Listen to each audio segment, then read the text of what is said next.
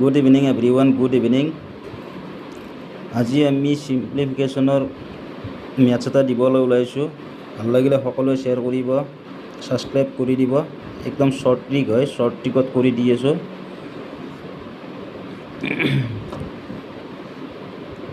সকলোৱে সহযোগ কৰিব বুলি আশা থাকিল। স্কিপ নকৰাকৈ ভিডিঅ'টো গোটেইখিনি চাব, বুজি ল'ব, খুব প্ৰেক্টিছ কৰিব।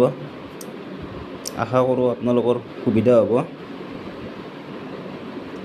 1/5 1,5 কেইটা থাকিল? 1 ঘৰ, 2 ঘৰ, 3 ঘৰ। 1 2 3।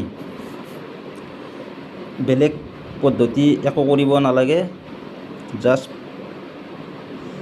5 যোগ 1 6, 6 5 11, 11 6 17। এনচাৰ হ'ল 11/17। এই শ্বৰ্ট ট্ৰিক চিম্প্লিফিকেশ্যনৰ আগন্তুক ভিডিঅ' আৰু দি দিম, আপোনালোকে ছাবস্ক্ৰাইব কৰি দিব। বহুত নিয়ম সহকাৰে মই বুজাই দি আছোঁ।